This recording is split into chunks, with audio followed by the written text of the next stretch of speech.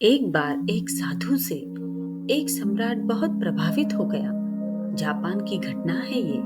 जब भी सम्राट अपने घोड़े को लेकर अपने राज्य का चक्कर लगाने के लिए निकलता, उस साधु को रोज देखता।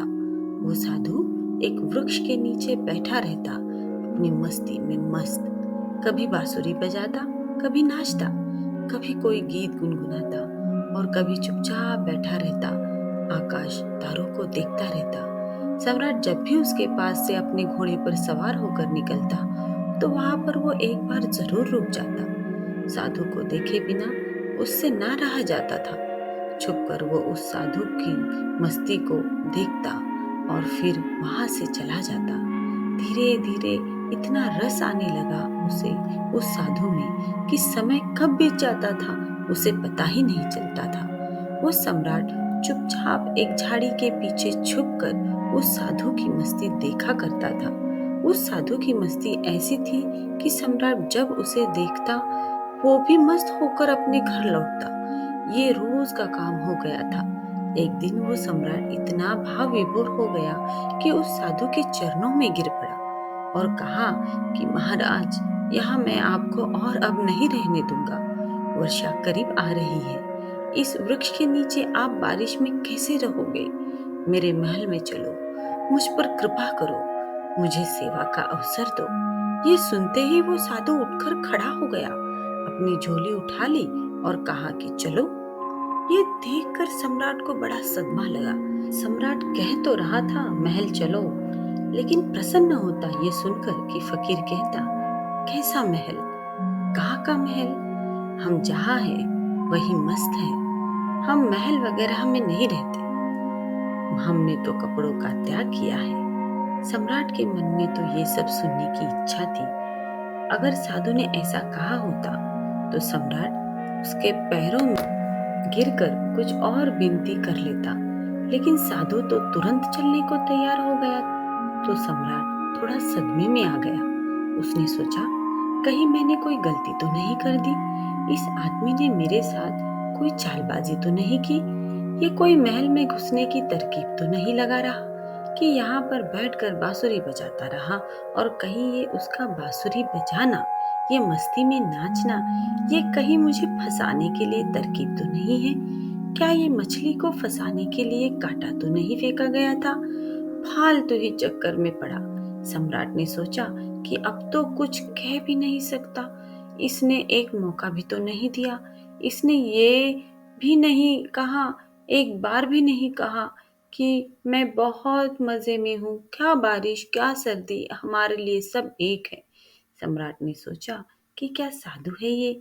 आराम की बात आते ही तुरंत हाँ बोल दी। सम्राट के मन का सारा भाव ही खत्म हो गया। सम्राट ये सब सोच ही रहा था कि तब तक वो साधु सम्राट के घोड़े पर चढ़कर बैठ गया। सम्राट को जिंदगी में पहली बार पैदल चलना पड़ा, जबकि वो साधु बड़े मजे से घोड़े पे बैठकर जा रहा था। सम्राट के दिल को बड़ी चोट लगी कि ये तो मैंने बड़ी जल्दबाजी कर दी, बहुत बड़ी गलती हो गई मेरे से। लेकिन सम्राट अब अपनी बात से पलट भी नहीं सकता था, क्योंकि वो अपने वचन का पक्का था। सम्राट ने सोचा, ये भी महल में पड़ा रहेगा, इतने लोग तो पड़े हैं, ये भी पड़ा रहेगा तो क्या फर्क होगा। लेकिन सम्राट के मन में उस साधु के लिए सम्मान खत्म हो चुका था। साधु तो महल में जाकर रहने लगा, पर सम्राट को दिन प्रतिदिन कष्ट बढ़ने लगा, क्योंकि साधु ऐसी मस्ती में रहता था। जब यही साधु उस वृक्ष के नीचे मस्त रहता था, तो सम्राट के मन में उसके लिए आदर पैदा हो गया था कि ये कैसा गजब का त्यागी है। साधु तो वृक्ष के नीचे भी बांसुरी बजाता था और महल में आकर भी बांसुरी ही बजाता था, लेकिन अब वो मखमल के गद्दों पर बैठकर बांसुरी बजाता था। ये सब देखकर सम्राट की छाती पर सांप लौट जाता था कि कहाँ का आदमी मैं उठा लाया, ये कोई साधु ही है? सम्राट से भी ज्यादा शान से रहता था। सम्राट को तो कुछ चिंता फिक्र भी थी। आखिर अपना साम्राज्य, अपना महल, अपनी धन दौलत, सैकड़ों चिंताएं थी, लेकिन उस साधु को तो कोई चिंता नहीं थी। वो तो बांसुरी बजाए, नाचे, मस्त भोजन करे। 6 महीने किसी तरह सम्राट ने बर्दाश्त किया, लेकिन बात बढ़ती गई। सम्राट के लिए ये सहना मुश्किल हो गया। एक दिन सम्राट ने कहा, महाराज, एक निवेदन करना है। अब मुझ में और आप में क्या फर्क है? साधु ने कहा, फर्क जानना चाहते हो? सम्राट ने कहा, हाँ महाराज। साधु ने कहा, तुम 6 महीने क्यों फालतू परेशान रहे? ये बात तुम्हें उसी वक्त पूछ लेनी चाहिए थी जब मैं घोड़े पर बैठा था, क्योंकि मैंने तो देख ही लिया था कि ये बात तुम्हारे मन में उसी वक्त उठ गई थी। जब मैं झोला उठाकर राजी हुआ चलने को, उसी वक्त तुम्हारा चेहरा मैंने देख लिया था। ये प्रश्न तो उसी समय तुम्हारे भीतर था। अरे मूर्ख, तुमने 6 महीने तक अपनी छाती क्यों जलाई? वही पूछ लिया होता, मैं झोला डालकर फिर वही बैठ जाता। किस बात का संकोच कर रहे थे तुम? लेकिन मैं प्रतीक्षा कर रहा था कि देखूं कब तक तुम पूछते हो, तो कल सुबह फर्क बता ही देता हूँ तुम्हें। लेकिन हाँ, गांव के बाहर बताऊंगा। सुबह सम्राट जल्दी उठा। उत्सुकता जानने की थी कि क्या फर्क है। सम्राट ने सोचा कि क्या फर्क हो सकता है। मुझे तो कुछ भी फर्क नहीं लगता। खाना जो मैं खाता हूँ वही वो खाता है, और मुझसे भी ज्यादा महंगे कपड़े पहनता है, मुझसे भी ज्यादा मांगे करता है। ये लाओ वो लाओ। मैं जिस कमरे में रहता हूँ उससे भी ज्यादा सुंदर कमरे में रहता है। मेरा 2-3 नौकरों से काम चल जाता है। ये पूरे दिन 15-20 नौकर के साथ रहता है। इसकी जरूरत का तो कोई अंत नहीं, मांगे ही चला जाता है। कपड़े तो इतने शानदार पहनता है कि मुझे कोई देखे तो समझे कि मैं इसका मंत्री हूँ। ये खुद ही इस महल का सम्राट मालूम पड़ता है। कम से कम महल के बाकी लोग मुझसे डरते तो हैं।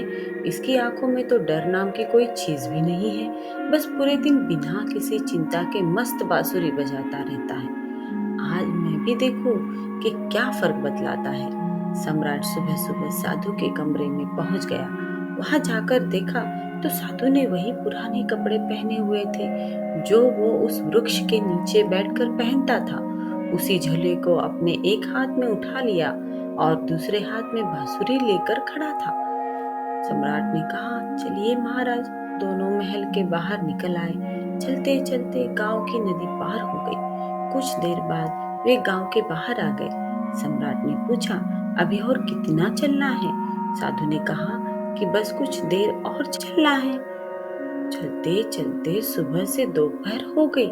सम्राट ने कहा, बस अब और आगे नहीं, जो भी कहना है यही कह दो।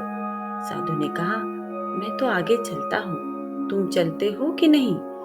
सम्राट ने कहा कि मैं कैसे चल सकता हूँ? मेरे महल, मेरी बीवी, मेरे बच्चे, मेरी धन दौलत, सब कुछ मुझसे जुड़े हुए हैं। मैं तुम्हारी तरह फकीर थोड़ी ना हूँ जिसे किसी बात का चिंता नहीं है। साधु ने कहा, बस यही फर्क है तुम में और मुझ में। मैं कहीं भी जा सकता हूँ लेकिन तुम नहीं जा सकते। मैं हर परिस्थिति में खुश रह सकता हूँ लेकिन तुम नहीं रह सकते। जब मैं उस वृक्ष के नीचे रहता था तब भी मस्ती में रहता था और अपनी जिंदगी के एक एक पल को जीता था। जब मैं तुम्हारे महल में चला गया, वहां भी मैंने अपने अनमोल जीवन के एक एक क्षण को पूरी मस्ती और खुशी के साथ जिया। अब जब मैं कहीं और चला जाऊंगा तब भी ऐसे ही जीऊंगा, ऐसे ही जीते रहूंगा। हम जहाँ जिस वक्त रहते हैं पूरे तरीके से वही जीते हैं। हम ना तो अपने बीते हुए कल के बारे में सोचकर पश्चाताप करते हैं और ना ही भविष्य की चिंता करते हैं। अपने वर्तमान को खराब करते नहीं हैं। हम तो बस आज में जीते हैं, क्योंकि हम समझ चुके हैं कि जीवन तो आज में है, अभी इसी पल को जीने में है। बस यही छोटा सा फर्क है तुझ में और मुझ में, कि तुम्हें परिस्थितियां चलाती है और हम परिस्थिति को चलाते हैं। तुम खुश रहोगे या दुखी रहोगे, क्या तुम्हारे आसपास होने वाली घटनाओं पर निर्भर नहीं करता है ये। लेकिन हमारे लिए ये घटना जिंदगी के सफर का एक हिस्सा मात्र है। अचानक सम्राट को महसूस हुआ कि अरे, ये मैंने क्या कर दिया? इतने अद्भुत आदमी को गवा दिया। 6 महीने इसके साथ सत्संग भी ना कर पाया। सत्संग करता भी क्या, खाक। मैंने तो मन ही मन में यही चल रहा था कि ये तो एक एकदम साधारण सा आदमी निकला, खोटा सिक्का निकला जिसके ऊपर सोने की पॉलिश खुदी हुई थी, लेकिन अंदर से मिट्टी निकला। तुरंत ही सम्राट साधु के पैरों में गिर पड़ा, बोला, नहीं महाराज, आगे नहीं जाने दूंगा। साधु ने कहा, देख, मुझे कोई परेशानी नहीं है, ये रहा तेरा घोड़ा। मैं फिर इसी तरह महल में वापस चला जाऊंगा, लेकिन फिर तुझे परेशानी होगी। ऐसा सुनते ही सम्राट के मन में फिर वही विचार आए, अरे ये साधु तो फिर से आसानी से मान गया। साधु ने सम्राट के चेहरे की तरफ बड़े ध्यान से देखा और फिर बोला, लेकिन नहीं, मैं नहीं आऊंगा, क्योंकि तू फिर वह नहीं सुधरेगा। फिर तुझे परेशानी होगी और तू फिर से चिंता में पड़ जाएगा। हमारा क्या, हम तो सन्यासी हैं, हमारे लिए तो महल और जंगल सब एक जैसे हैं। हमें कोई समस्या नहीं, क्योंकि जिसे समस्या है वो सन्यासी नहीं है। मेरी बांसुरी जैसे महल में बजती थी, वैसे ही जंगल में बजेगी और वैसे ही बजेगी। ये कहकर वो साधु वहां से चल देता है और सम्राट वही खड़ा खड़ा उस साधु को जाता हुआ देखता रहता है। दोस्तों, अगर हमने अपने जीवन को भी इसी तरह देखे तो हमें हमारी परिस्थितियां चला रही है। असलियत में एक इंसान अपनी परिस्थितियों का गुलाम होता है। अगर परिस्थितियां अच्छी चल रही हैं तो वह बहुत खुश रहेगा, लेकिन जैसे ही समय पलटता है आदमी दुखी होता है, वो दुखी होते चला जाता है। लेकिन क्या कभी आपने विचार किया कि जीवन सिर्फ परिस्थितियों पर ही निर्भर रहता है? क्या आदमी अपनी परिस्थितियों से ऊपर उठकर एक नए जीवन को देख सकता है, अपने स्वरूप को पहचान सकता है? जरा इस बारे में जरूर सोचना और आखिर में आप पाओगे कि तुम भी अपने परिस्थितियों से बाहर निकलकर एक नए स्वरूप को, एक नए जीवन को देखना तो चाहते हो, लेकिन तुम्हारी परिस्थितियां तुम्हें बार बार पीछे खींच लेती हैं। तुम परिस्थितियों के गुलाम हो चुके हो। तो कोई ऐसा रास्ता होगा जो हमें उन परिस्थितियों से बाहर निकालकर एक परमानंद वाले जीवन का साक्षात्कार करा दे। ऐसा कौन सा तरीका है? खुद से चिंतन करना, सोचना। चिंतन करने से ही आपको रास्ता मिलता है। मैं आपको सब कुछ नहीं बता सकती, सिर्फ एक राह दिखा सकती हूँ, लेकिन उस पर चिंतन तो आपको ही करना होगा। तो दोस्तों, कैसी लगी आपको ये कहानी? कमेंट सेक्शन में जरूर बताना और अच्छी लगी तो इस चैनल को सब्सक्राइब जरूर करना। तो मिलते हैं अगली किसी कहानी में। तब तक के लिए अपना ख्याल रखना।